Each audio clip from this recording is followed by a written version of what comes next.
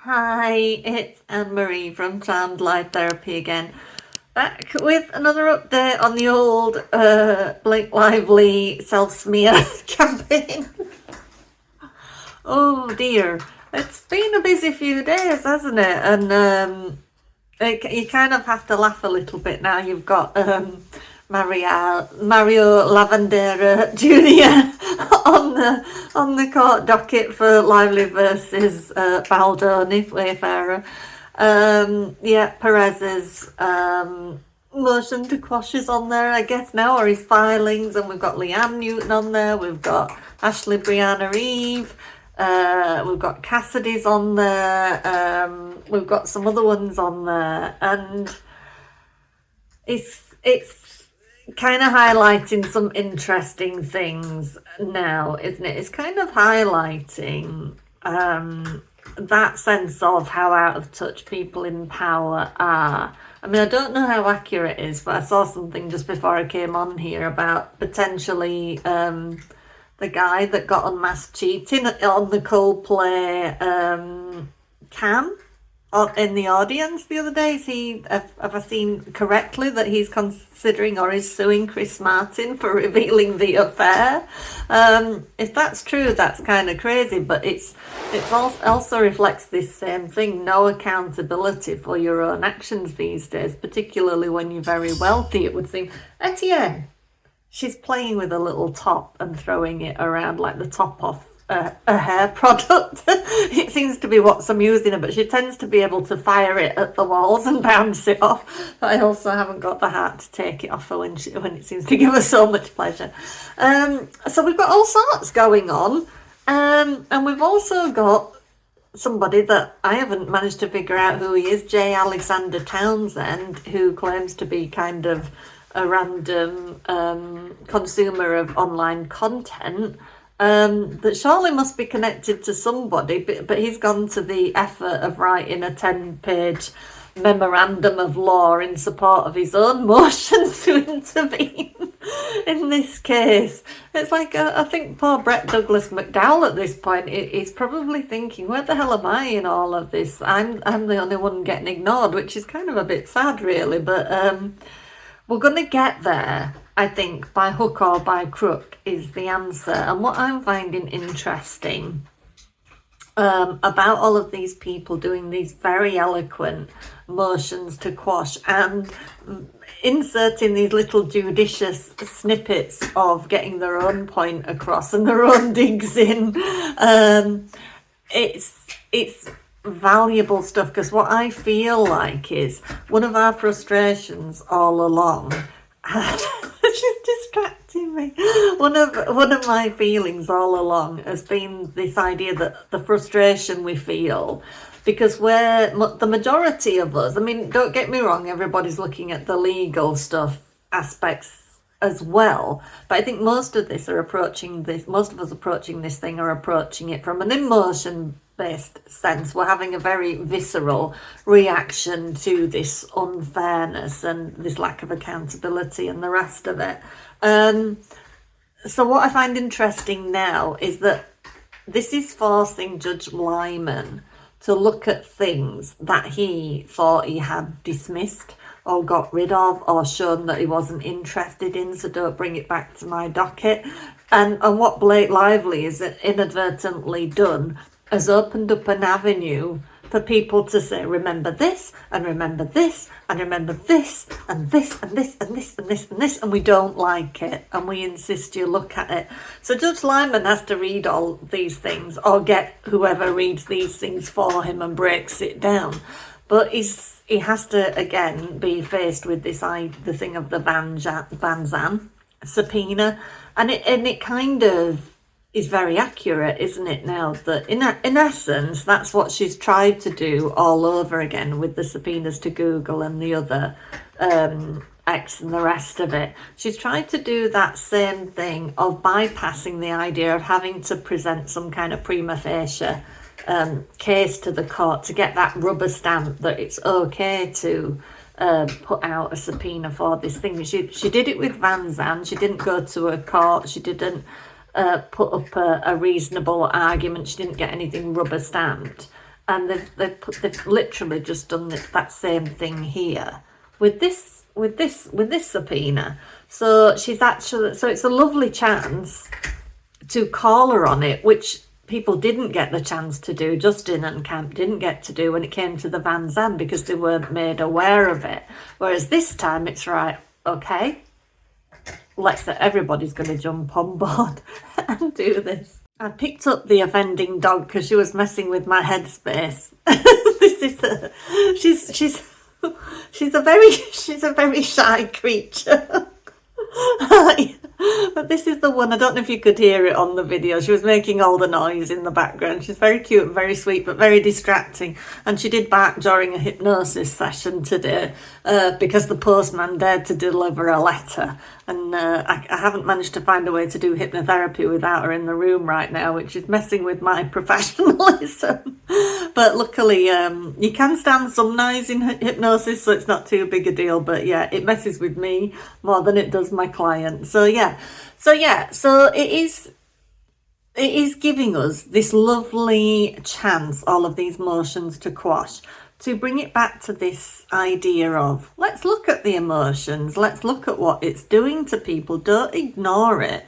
Don't make it all about this law and this case law and this citation and the rest of it. There's harm being done here, harm to very real people with families, or like farms that they have to support, or rescue centres, people that have had DV in their lives or intimate partner violence, and felt moved to speak about this thing.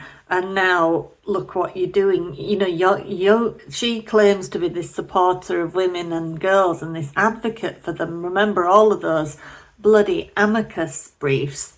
And now look what she's doing, because a lot of these content creators are women, aren't they? When you look at it, an awful lot of them are, and a lot of them are survivors of some kind of abuse.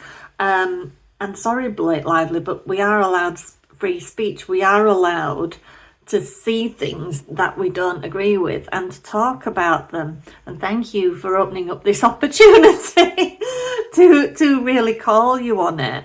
And that's what I'm saying. These people with power that just have no concept of reality. They must have had at some point in their life, presumably when they were young, but they've, it's interesting, isn't it, how money and power corrupts and makes you kind of really, really blind and blinkered. So we've got this, so that's what I like about it, because the law, it can be very frustrating when it comes to feelings. It's like because you can often feel like with the law that your feelings about things didn't matter, and the impact it had on you didn't matter, because if you can't correlate it to a fact of law or to a monetary thing, then feelings don't seem to matter an awful lot. So this has opened up a lovely opportunity, as I say, to force this Judge Liman, who doesn't want to look at emotions or put two and two together. It's forced him to look at the feelings again and the outcomes for people. And I don't think he will like this very much, but he absolutely cannot ignore it, because he's going to have to look at each of these motions to quash and decide what he's going to do about it. And it's like we said, some of Ashley Brianna's in Canada, Leanne Newton is in England, and it's like this broad sweeping subpoena that's been put out, this blanket thing, as if she's got power over the law wherever it is. She can pick and choose her jurisdictions. You can't make her go to where you want her to go to, just like Jed Wallace struggling to try and get her to face up to matters in Texas. But she wants you to be applicable to the law wherever she chooses for you to be applicable to the law. And the law, and there's some lovely points among these letters, one of which it's kind of about she picks and chooses, she picks and chooses what privacy is to her and what it is to you. She picks and chooses jurisdiction based on what it is to her and what it is to you. And there's some lovely digs in about how she seems to just get past whatever she wishes to get past and all of that. So Judge Liman, I don't think he will respond to points such as that, but there'll be a blooming dagger in his side, I would imagine. I can't, it's like, even if he is biased or paid off or whatever you want to consider he is, I don't know. I'm still trying to keep an open mind on that. I understand that the law itself is very frustrating and can often feel really unfair and biased. But he is going to have to look at these things, and he is going to have to take these hits and respond to some necessary points, not all of it. He's kind of shown a pattern, hasn't he? Like that very eloquent letter Kevin Fritz did the other day. He didn't really address the very accurate points he'd made, but, you know, he just went, oh, well, there's no objections, so just unseal those AEO, previously sealed documents, basically. And so I think when it comes to ruling on these motions to quash, it'll be very much a similar thing. He won't tackle the individual points that have been made necessarily, especially when it comes down to emotional stuff. But he's had to get it in his brain, which is basically, I think, the point that most of these creators will have wanted to get across, to muddy up, you know, Blake wants to play on a muddy field, or she wants your side of the field to be muddy and full of pock marks, and she wants her own side of the field to be, you know, smooth sailing, beautiful grass. And it's like it's like the ref's blown a whistle, or she's blown a whistle, and the opposing team's just running and stomped all over her side of the field and thrown up all the divots and all the rest of it, and she's going to have to live with that now. Blake Lively is not coming back from this now. I don't care if she wins this case. She's not coming back from this. And she will not admit it, but it's like people have said, she has she created this smear campaign herself the first time around, and she's doubled down on it and created a new one. So yeah, in real life, and like with people I treat, the reason like people come for hypnotherapy is because emotion beats logic in your own mind. You know, logically what you should be feeling and you should be thinking, but the emotions and the very visceral sensations, which is what we're all living with, are often more powerful than logic. So that's why you have your phobias and your fears and your anxiety, which is basically just listening to your own internal chatter. And it's very powerful stuff, is emotion. And I think these people have done a really good job of balancing it. They've got the emotion out there, but they haven't gone so far OTT that there's not all the logic there and the case law and the well-constructed arguments and the rest of it. So they have done a really, really good job. So the judge has been forced again. He's had Van Zandt rubbed back in his nose, basically.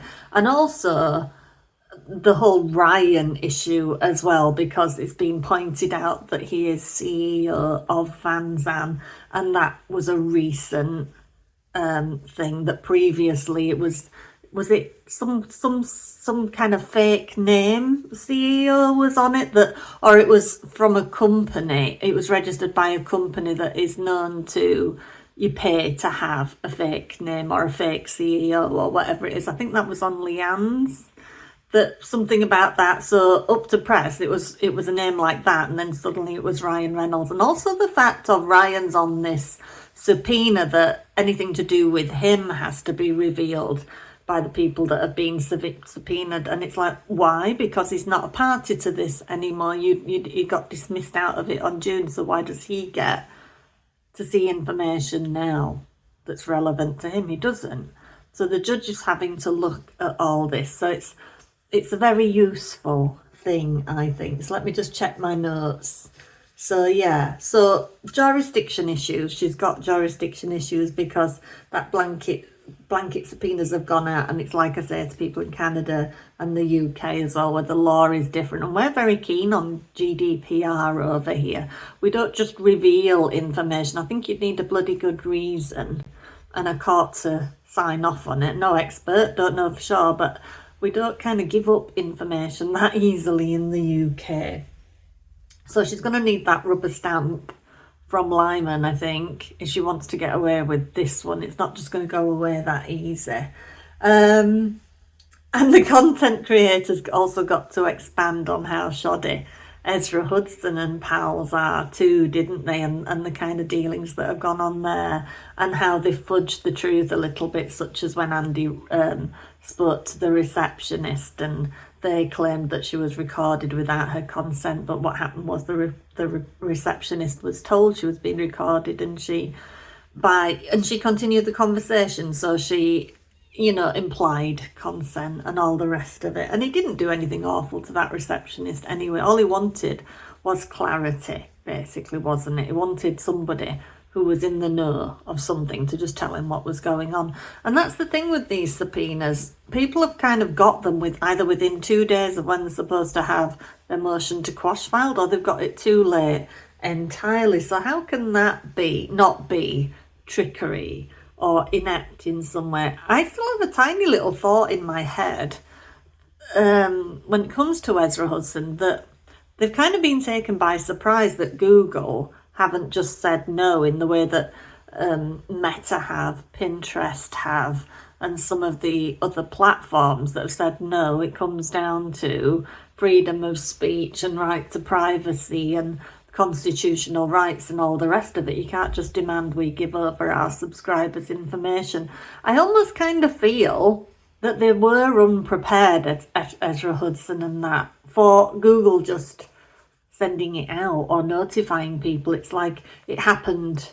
They did it because they wanted to do it, but I don't think they really thought it had just happened as fast in the way it has. So I think that's why they've screwed it all up. It's not just that they wanted to deceive. I definitely think they wanted to do some of that too, but it wasn't all it was about, I don't think. So what else is there? Yes, I've covered that Judge Liman has been forced to look at emotions and feelings, which he definitely, I don't think, likes to look at. And he's also been forced to look at projected outcomes and things like that. It's like I said before, how he doesn't seem to like to think about if this happens, that happens, and if this outcome and that outcome, and this will make me feel, and this. He doesn't seem to want that. He just wants it very plain, very logical, worded exactly the right way. And now he's having to look at all these emotional arguments that are backed up by very sound to me seeming logic and citations of law as well. So he's given people a chance over and over to point out that the smear campaign was organic, to point out over and over that the majority of us didn't start commenting on this thing till late December 2024 and onwards. We weren't the amount of people that have said, and I think that they might be slightly being naughty, the amount of people that have said, I was aware of Ryan Reynolds, but only aware of her in relation to being his wife. I think they're slightly being naughty then. I don't disagree with it, I must admit.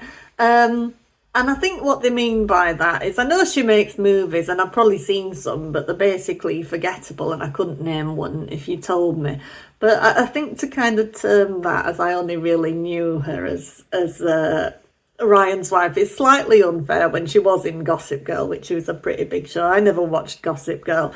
I've got a couple of clips of it since, and it just makes my skin crawl because I just think this is just real life. It just looks so mean and so entitled and so wealth-oriented and all the rest of it. It didn't appeal to me at the time, and I certainly don't think it's increased in appeal to me now with what I know and what has been happening. But I did think that was quite a funny one. I think there's been some collaboration behind the scenes, which would have been necessary for a lot of these guys. I noticed Lauren caught a random opinion when she was on Popcorn Planet the other day with Ellsridge. I thought she looked quite tired and spooked by it all, which you wouldn't if you just looked and heard Lauren. I think you would think she was uber confident and not bothered by anything. I think she's actually got an unbothered tattoo on her arm, but she clearly is a deeply feeling person, and this has caused some upset for a lot of people because obviously it's very expensive to have lawyers, and especially the idea of having to pay lawyers for something that's so unnecessary and so stupid and so unfair. You know, we can be as confident as we like, but you have a legal case come at you, some wealthy, powerful people come at you that seem to have no boundaries, no length that they won't go to, that will reveal personal details and your emails and your address and your phone number and the rest of it. It does spook you. And that's kind of what's happened. So I totally see that a bunch of these guys have got together, and I think they've shared sections, each of their motions to quosh. There seems to be correlation in the language, like when some of the terminology they've used, like piercing the veil of privacy and or words to that effect, which I totally understand and is the right thing to do, I think. They've probably been collaborating behind the scenes, but it's had to be different for each of them, going on where they're based as well. So they can't just blanket, pass it around and copy it off to each other. Everybody's had to do their own research, their own due diligence, take time out of their lives and all of that worry and stress it's put them through as well. I'm just watching Kirsty Flaw today. I'm still not sure I'm saying that right. But this case has changed lives. It really has changed the landscape,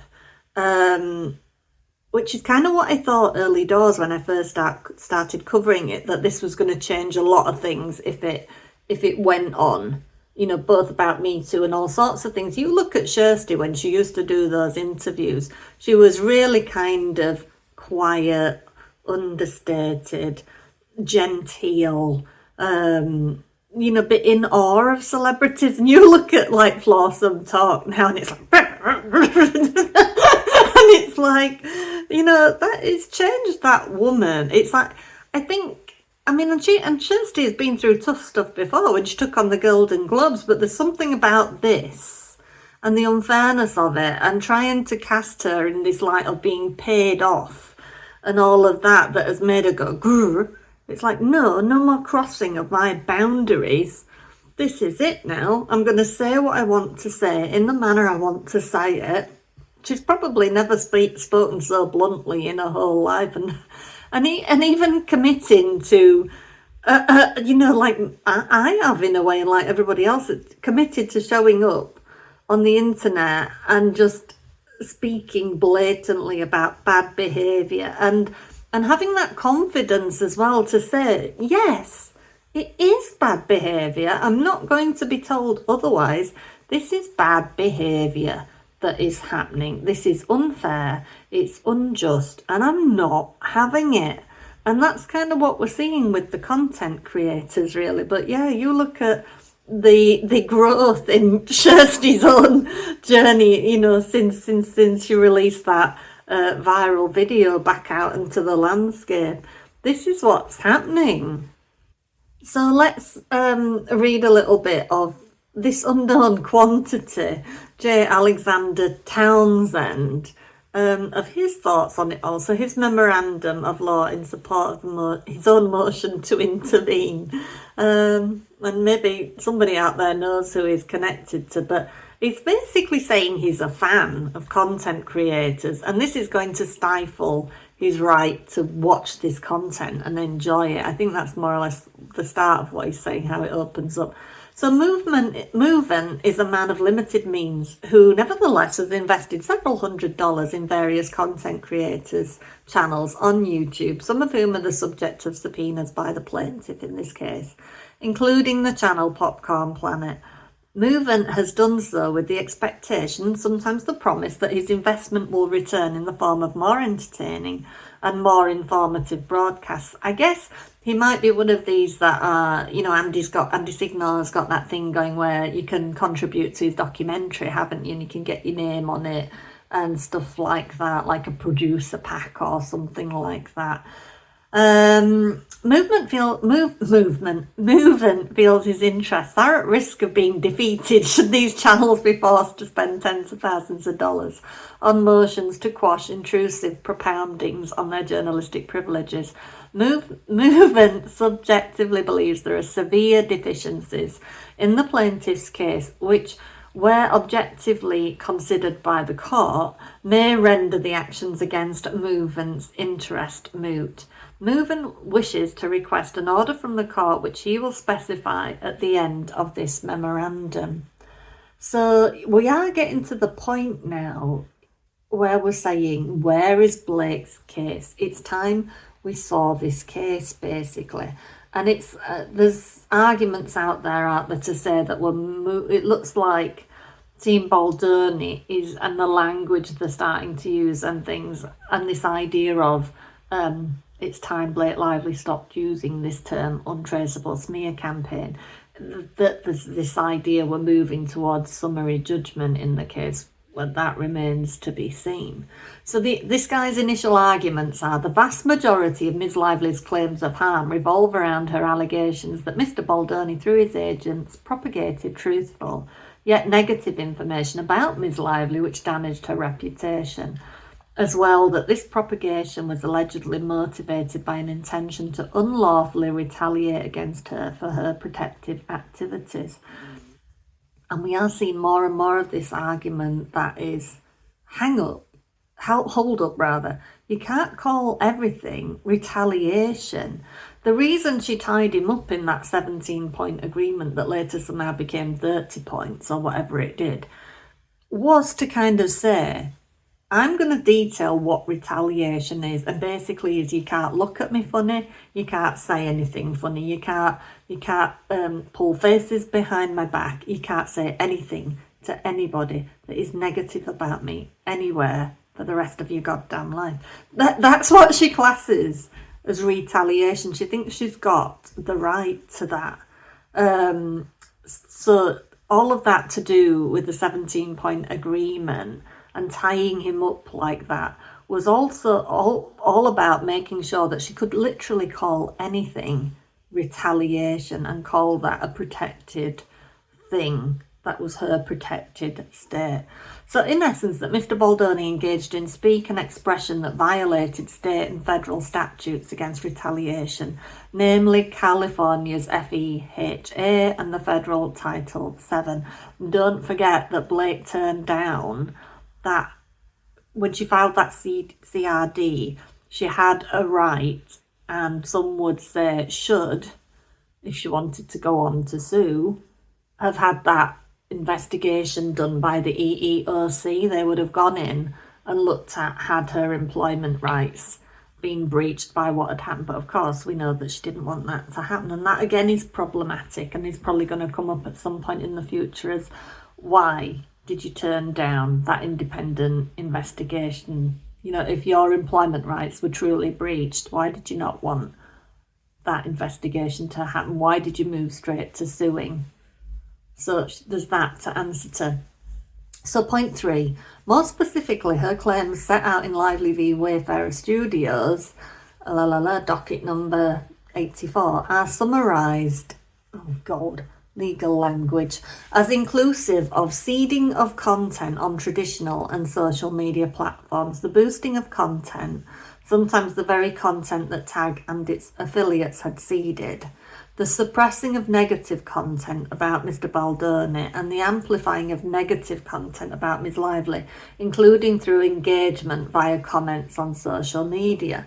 Though Lively and her counsel do not detail specifics of what this involves, we can presume that it involves, so this is what he is saying that Lively presumably is accusing them of doing, writing out prosaic articles and snippets of opinions accompanied by factual information to substantiate them, and posting these written words into social media entries, having one or more agents of Mr. Baldoni express Mr. Baldoni's positive opinion of these posts by liking the post, engaging the site's algorithm to increase the post's exposure across the network, otherwise known as boosting, Having one or more agents of Mr. Baldoni express Mr. Baldoni's negative opinion of posts that are critical of Mr. Baldoni by disliking the post or commenting negatively using certain words that are flagged by internal programs, thus engaging the site's algorithm to decrease the post's exposure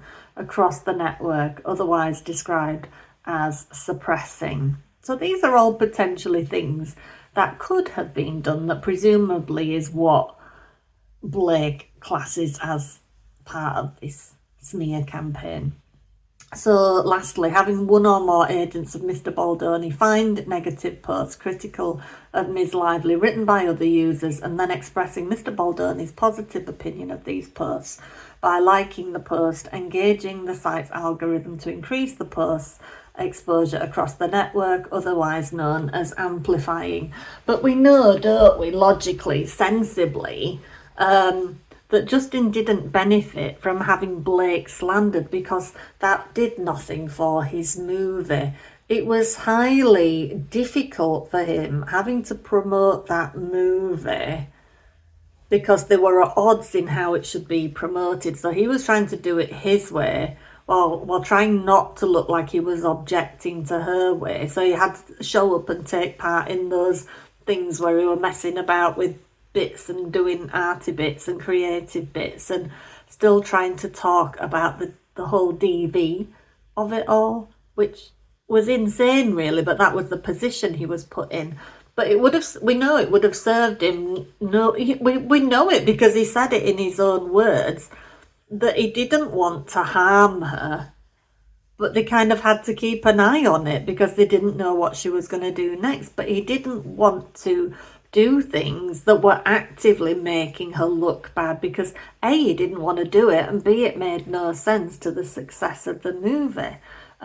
You only have to look at Aquaman 2 and such, didn't you, when nobody wanted Amber Heard in it. So it was tanked. How many times have we seen where somebody has fallen out of favour and the movie is tanked before it's ever been released? Like the guy that played the Flash in the DC version, what's he called? You know, that came out, did all kinds of weird things and got himself in trouble, that tanked the Flash movie before it ever came out. It made no sense for Justin to be targeting Blake at all. So Miss Lively has not alleged that any of what she calls social manipulation that allegedly occurred during the summer of 2024 as a result of Mr. Baldoni's hiring of crisis PR managers amounted to defamation. Her claims are that they are wrong solely on the basis that they are pleaded to have been retaliatory, that truthful information damaged her. So that's very clever, isn't it? That she's not, that it's making that very clear, the distinction.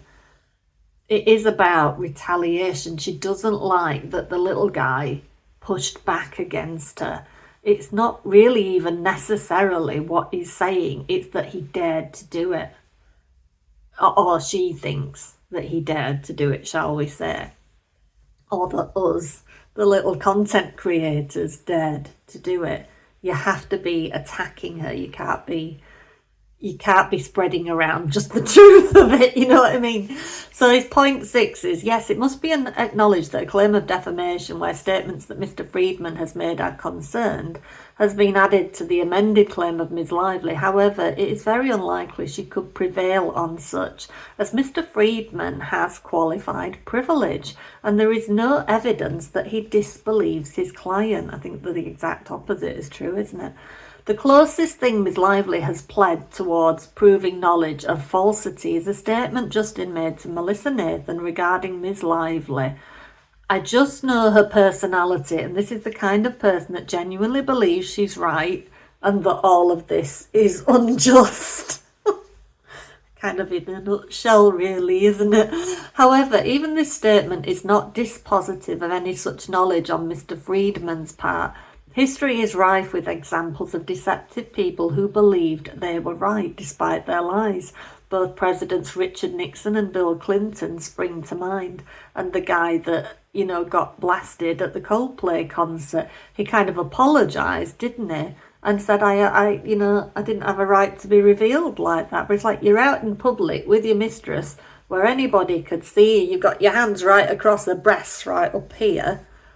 And what? You think you've just got the right to have like this curtain around you where you show up wherever you want to go and nobody has to see you or interact with you or report you or reveal you, because you just have that right. You have the right to be out with your mistress, you know, your wife's off with your kids sorting your house out and the rest of it, and you'll apologise, but there's going to be like a proviso on it. Because it's, you know, it's not on. That shouldn't have happened to me. It wasn't fair. Yeah, I got retaliated against, you know, and all of that. I got defamed. You know, it's all that distancing themselves from the fact you actually effing did it, though. That's the problem. And it's like, what's wrong with just apologising and not sticking the butt on the end of it, isn't it, basically? So both Presidents Richard Nixon and Bill Clinton spring to mind of people that did wrongdoing and stuck a butt on the end of it, isn't it, basically? During their respective scandals, each genuinely believed they were right and justified in their expressions, even when they were later found to have lied multiple times. In any case, defamation is not adequately claimed. That dog's going to bark any minute because she's now looking out the window. Thus, the legal question before us is whether Ms. Lively has sufficiently pled or can make a showing that truthful information involving her reputation that was already in the public eye and which are matters of public concern, when expressed by Mr. Baldoni through his agents, constitute legally actionable retaliatory acts. Isn't that kind of cool? I don't know who J Alexander Townsend is, but how much better can you say it than that?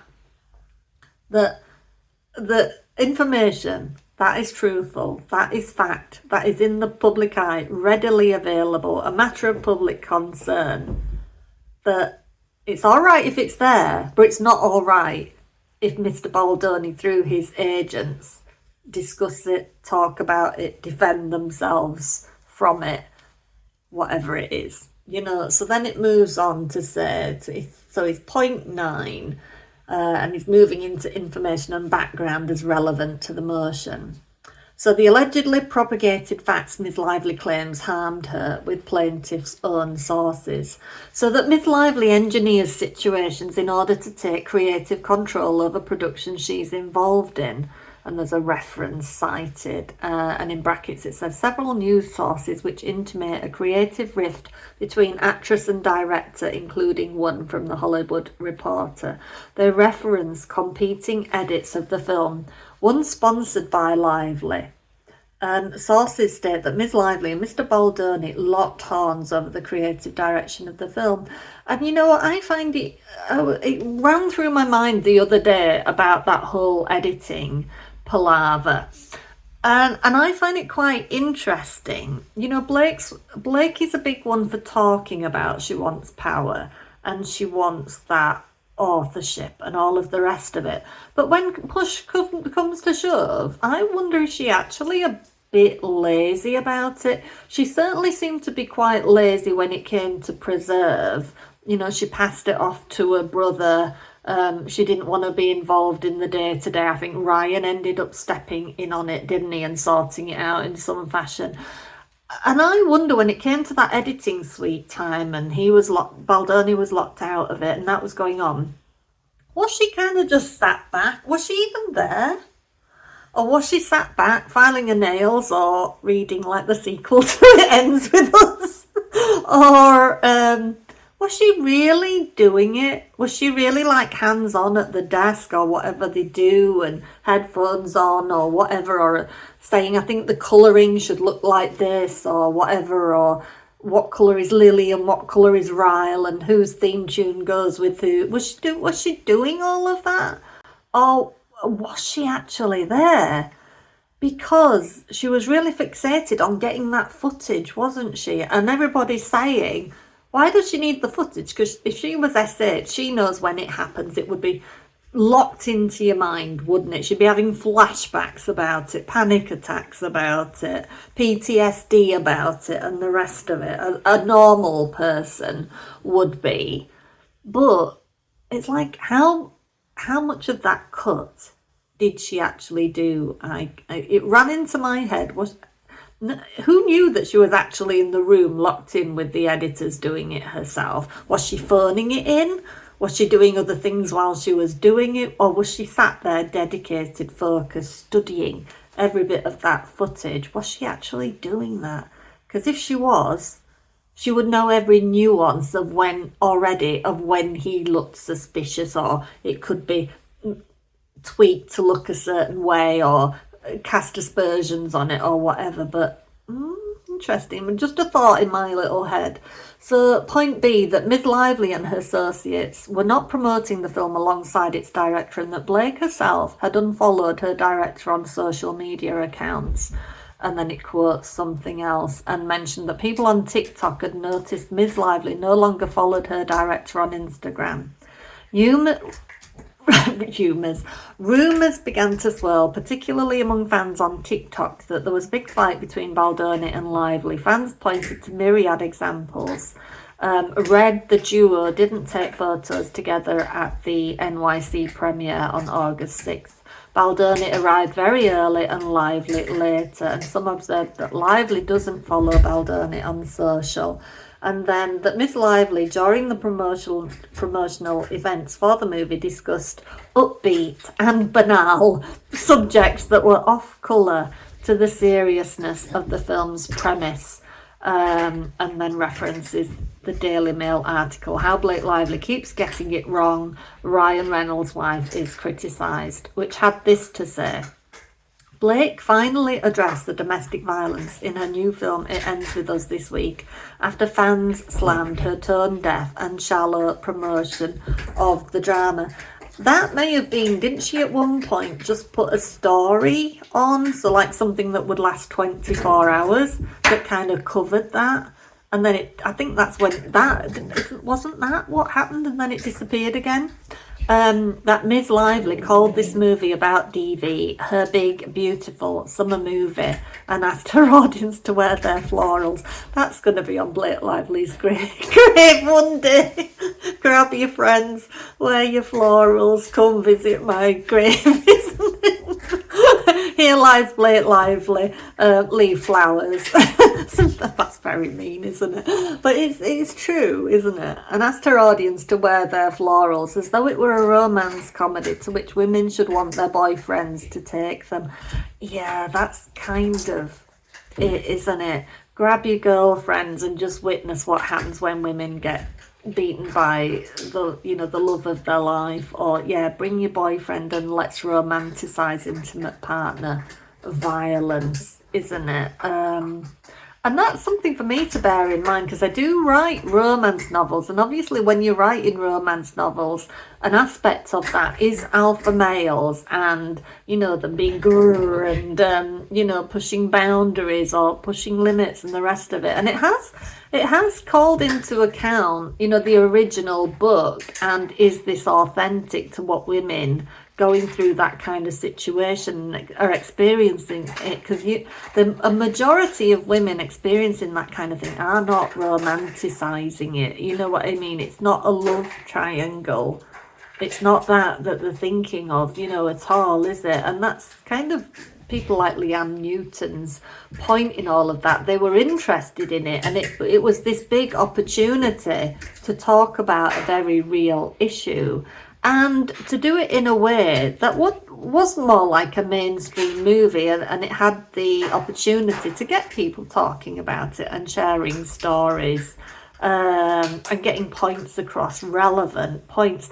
But one of the things that I said, I think in one of my comments to my subscribers, is I think Blake, part of the reason she didn't want to talk about DV was I think she thought it might minimise the box office. I think that was an aspect of it. She wanted it to be the whole Barbie Oppenheimer thing. My dog's going doolally.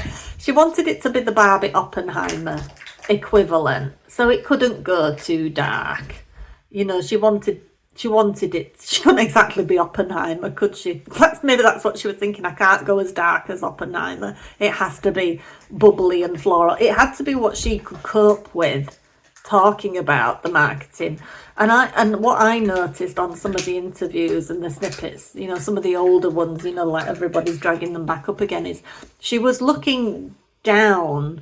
I can't remember whether it's down and to the right or down and to the left, but that's when you're accessing feelings. You're kind of trying your best to drum up something you can say. You're trying to put yourself in that position of what would it feel like. And I think she looked intensely uncomfortable because she had no form of reference, because she's never really had it that tough. And I think that was the problem.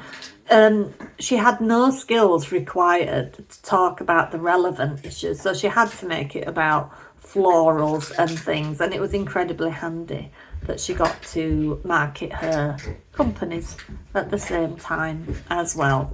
Completely tone deaf, as everybody has said. So marketing this movie as Wear Your Florals, as though it were a romance comedy to which women would want to take their boyfriends, and crucially failed to discuss the subject of the film.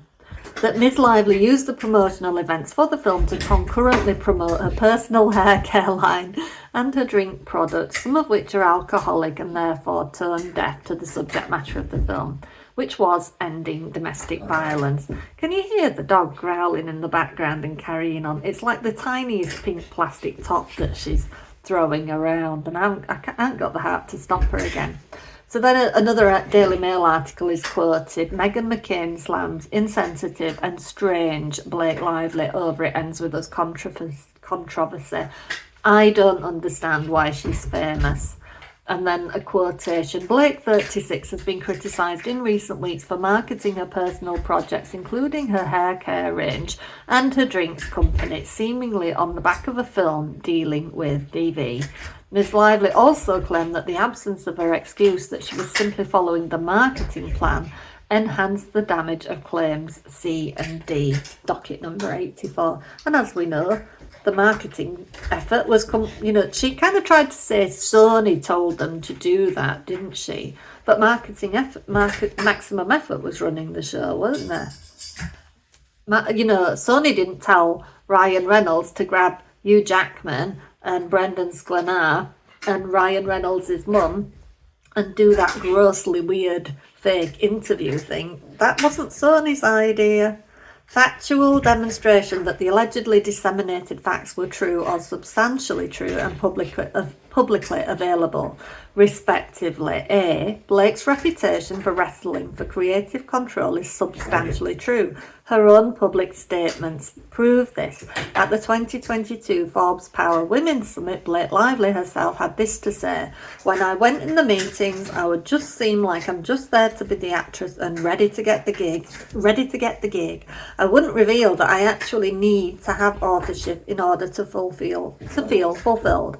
So I think that for them sometimes that might have felt like a rug pull, because you're trying to insert yourself into something that we didn't hire you to do. In addition to her public statements, her own evidence proves this happened with the very film at issue. I direct the court to docket number 84-2, Lively's contract rider, in which at points 3, 5, 7, 11, 12, 13, 14, 15, 16 and 17, Etienne! Blake Lively managed to finagle for herself various creative rights she did not earn via ownership of the intellectual property.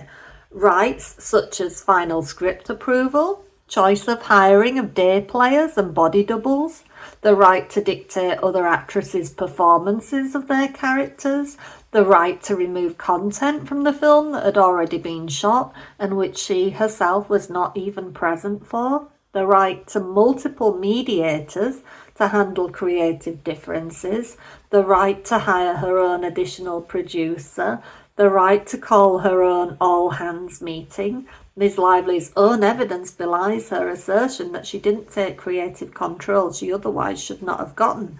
This truthful information was publicly shared by Ms. Lively herself to all cast and crew.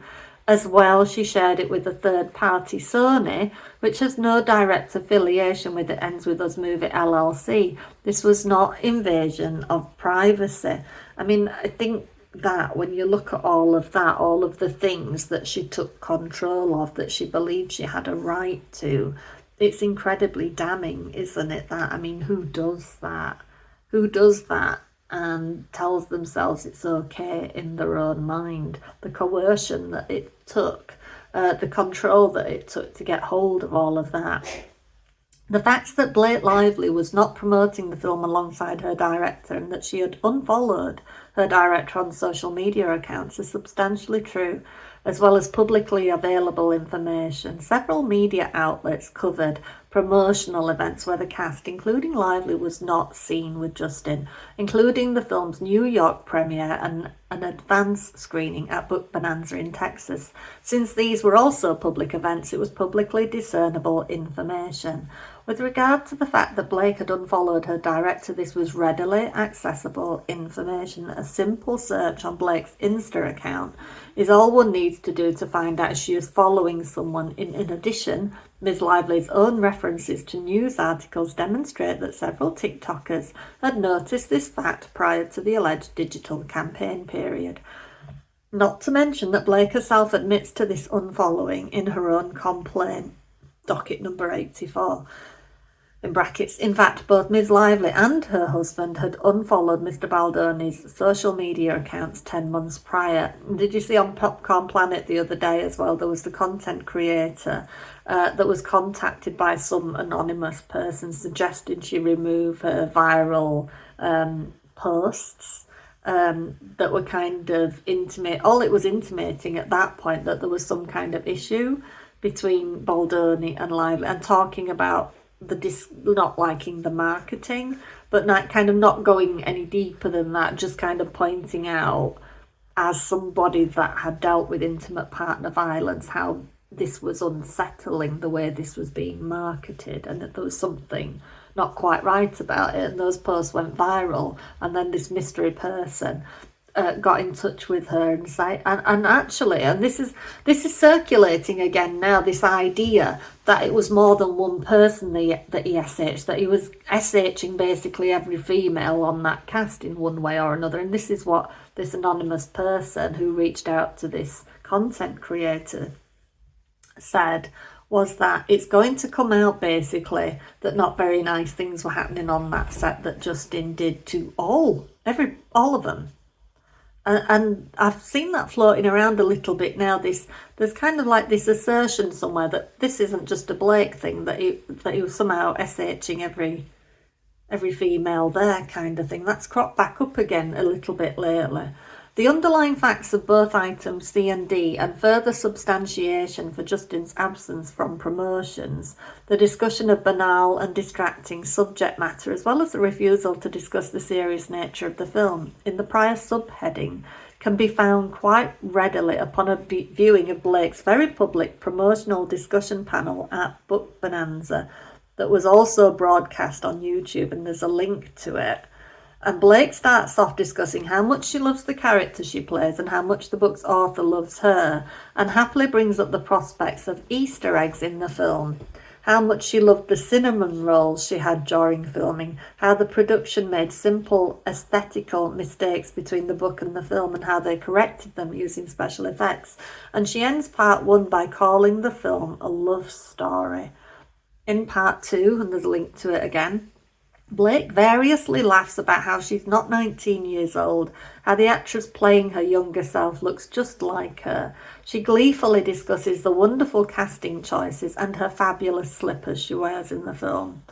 And then it's saying, I couldn't find part 3, but I did find the entire panel discussion on YouTube, and there's the link there to that, where additional subjects of Blake's criminal actions of stealing the hard drive from the studio which contained the not yet authorised cut of the film that Blake edited, and her character's difficult decision of which person she loves. Her character's Sophie's choice between Ryle and Atlas are discussed very casually. It was very flippant, I remember that. It's a giddy, fun and flippant interview until one remembers this is a serious film about the heartbreak of domestic violence. In point of fact, neither the word domestic nor violence can be found to be discussed throughout the entire panel discussion that day. Blake Lively did, as part of the marketing of the film, feature her own booze brand on New York morning television. Everyone had access, and it was and is readily available across the country from YouTube, and the link's there. The fact that Blake Lively was actively involved in creating the marketing plan is both public knowledge and a fact which belies her argument. Deadline article from August 11th, 2024. It ends with us how Blake Lively was a creative tour de force in transforming Colin Hoover novel into a motion picture event, which stated, Lively rolled up her sleeve not just for rewrites, but also was involved in editing the movie, all aspects of the pic's marketing, directing the social media campaign, and jumping into all aspects of it.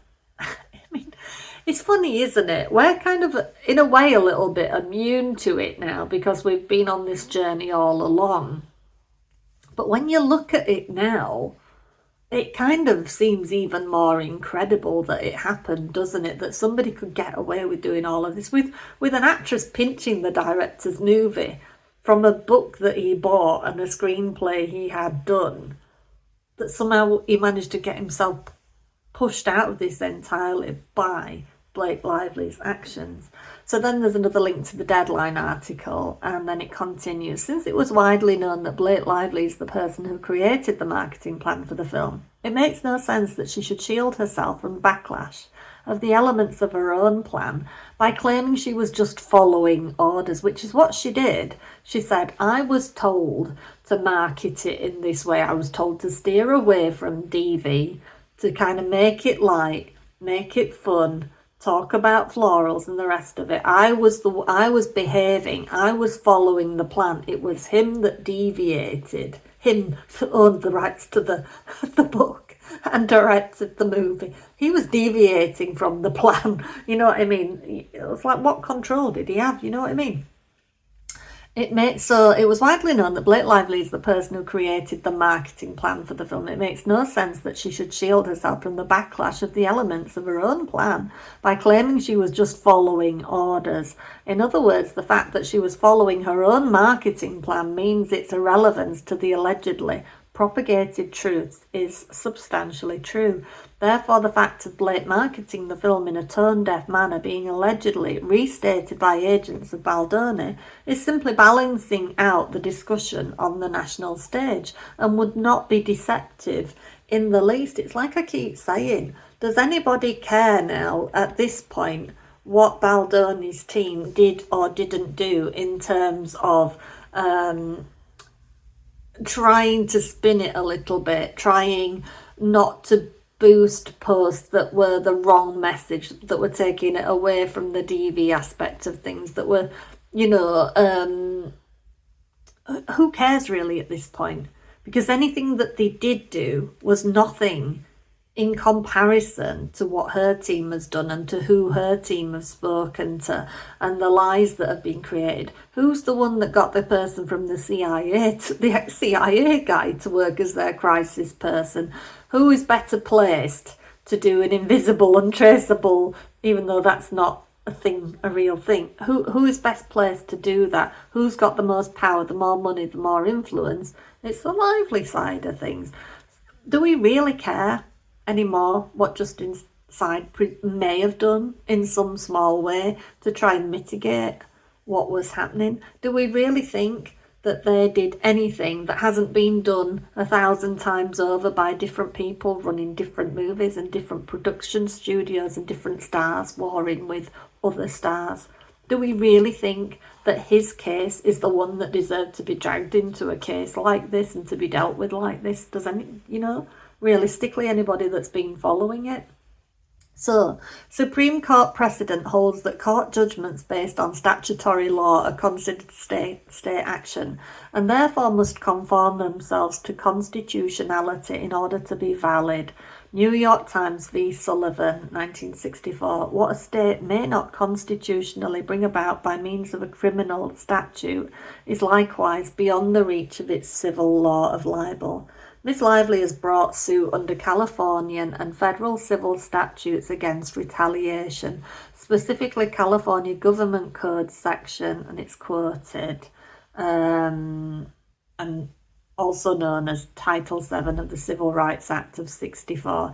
Therefore, if Ms. Lively desires to have this court apply these statutes to punish or otherwise curtail truthful, yet negative speech concerning her reputation, it is her burden to prove that such application in her case is not violative of the First Amendment, or in the alternative, that her evidence exceeds the level of scrutiny that can form a justification to restrict the constitutional right at issue. And there's other case law quoted.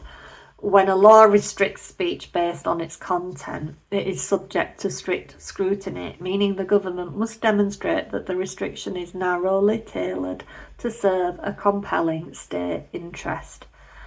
So his point 14 is, what we must ask ourselves is, what level of scrutiny is truthful speech protected by? And then ask ourselves if the plaintiff in this case can reasonably expect to surpass that level with the evidence she has so far. Multiple landmark Supreme Court cases have set a very high bar for this.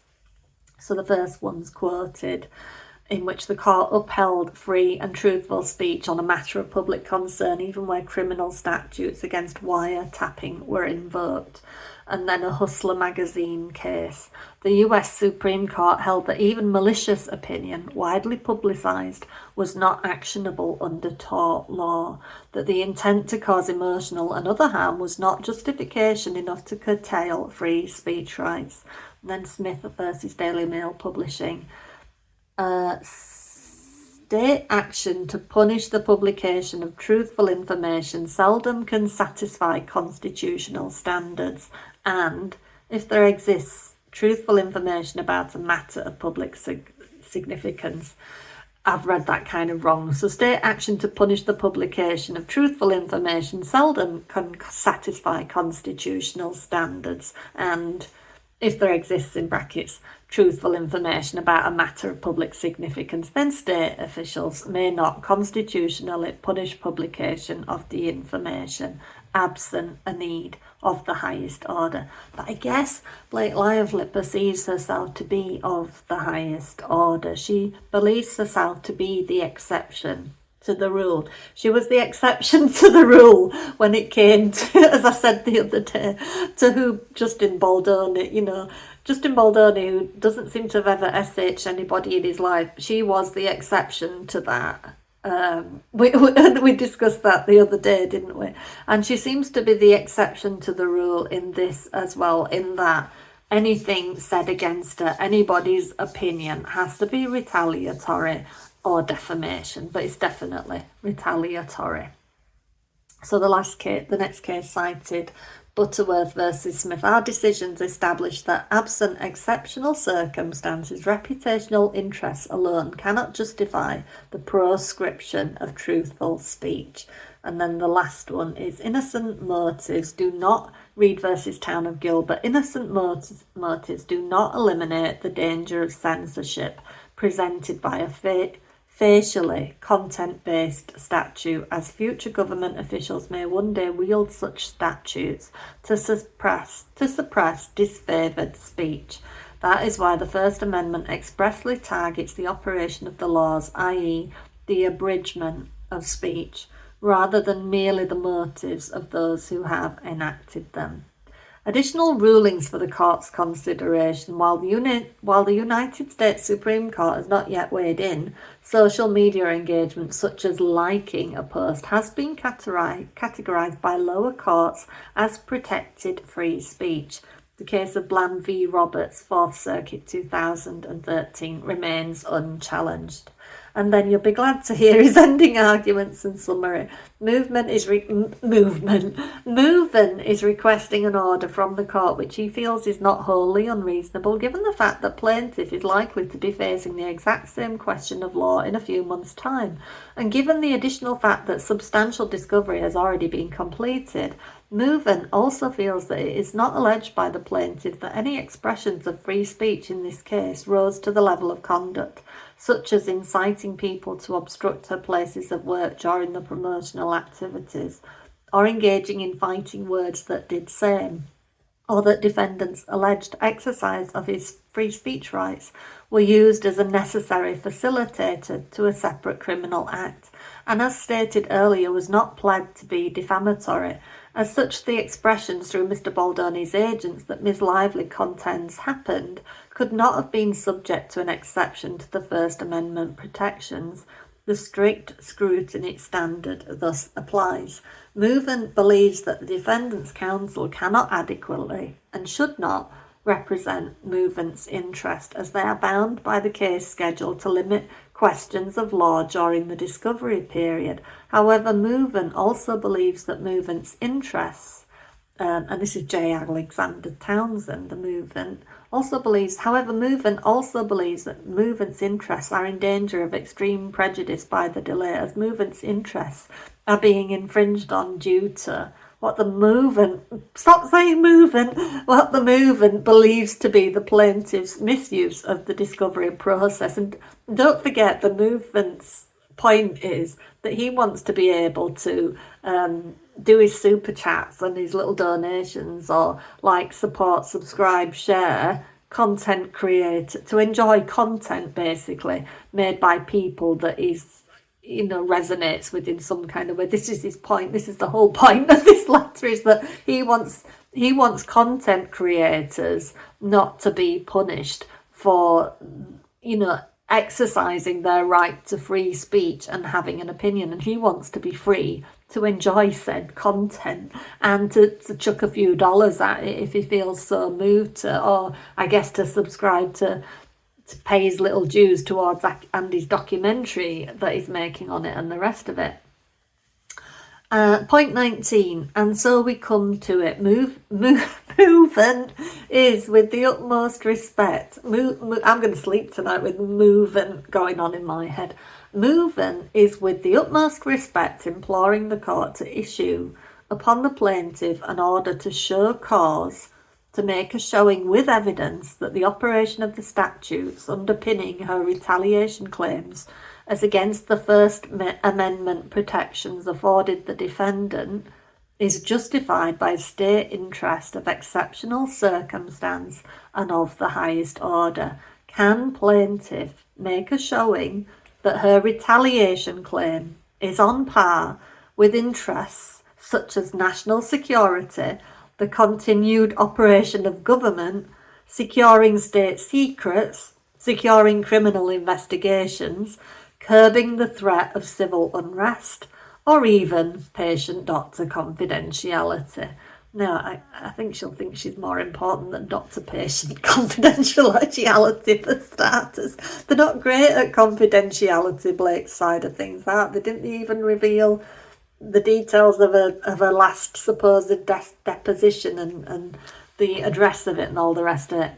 So point 20, if she cannot make this showing with the evidence she has so far, in the interest of judicial expediency, I beg the court to enter summary judgment and or dismiss her retaliation claims with prejudice before dozens of third parties are needlessly drained of their monetary resources.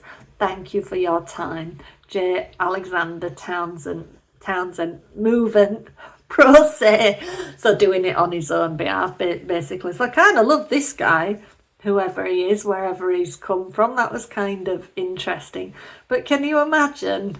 You've got to almost have maybe a little bit of sympathy for Judge Liman at this point, because if he is biased, if he is being paid, I'm not sure I believe that, but if he is, it's really between a rock and a hard place now, because there is no way, to my mind, that it can continue going Blake's way when all of this is getting so ridiculous, when person after person after person are pointing out with very excellent arguments the ridiculousness of it all, that it really boils down to an actress's ego taking a hit, basically not liking little people like Justin Baldoni, because that's what she thinks of him as, and the content creators and the rest of it, saying, we think you're a bit shitty. We really don't like what you're doing. You look glorious, but looking glorious means nothing when you don't have personality, morals, ethics, when you're not nice to talk to, when you can't accept somebody else's point of view, when you insist on taking other people's autonomy away from them. You just don't get that your average person doesn't like that very much, and they're going to call you on it, especially when they see you doing not very nice things to other people and the rest of it. So that's it for today. That was a pretty long one. I didn't know how long it was going to be. It's getting hard to know how to tackle this thing, because I kind of only have the time to do it every couple of days, and there's so much going on right now. And I do find that I get tired by it. I get little lifts every so often when this positive stuff comes out, because I think if you looked at my human design chart, I'm supposed to be all logic, structure, rationale, and all the rest of it. And I identify with that. And I do like random, meaningless tasks and spreadsheets and lists and studying things a million times and the rest of it. But my energetic levels take a hit over unfairness, injustice, this inability of narcissists not to be able to see reason. And I understand that a narcissist will never change the perspective, that there's very little that you can do with that except to remove yourself or to fit them up in some way, in a way that kind of makes them go, I don't know what to do with that does that to them. But even so, even though I know better with my logic, it's like I said, the emotion overrides it. So I think, like I said over Lauren the other day, looking at her face and her demeanour and her body language when she's usually so bubbly, people are doing their best with this and they're doing exceptional work, but that doesn't mean they feel amazing about it, that their energetic levels aren't taking a hit, that it doesn't take a lot out of them to do this righteous justice and to strike back and the rest of it. It knackers you up. It does something to you. And there's a likelihood off the back of this that people are going to have to take like a month out of their lives just to recoup their spirits and their energy levels and the rest of it. And I think that's why Justin Baldoni took himself off to Hawaii for months and took himself out of it, because he made himself, he didn't make himself ill. He got ill during the production of that movie or whatever it was during that time period where he got that spinal infection and he got really, really run down. That's the kind of things that happen to you. And that's the kind of things that if this persists and gets more invasive for these content creators who largely are women, and some of them might be single women or women with families or single mothers and the rest of it, or like Ashley Brianna with a rescue farm to support, they're literally going to take an emotional, energetic hit that might wipe them out for 4, 5, 6 weeks while they just get over the stress of what they're being put through. And I'm sorry, Judge Liman, that is a real thing that has happened, and logic and law have nothing to do with the real outcomes for real people and the real impact on their lives as well. So that's my thoughts for today. Please do hit that like and subscribe and share if you can. I really appreciate you all. I like this little thing that's building. I would call you charmed ones, but that's probably already taken. I imagine it's probably somebody's IP. It's probably trademarked. But yeah, you're all very valuable to me. I really do appreciate you. And I will see you again soon. Please do always check out my description boxes too if you want to find out more about me and how you can potentially work with me too. All right, I will see you later. Bye bye.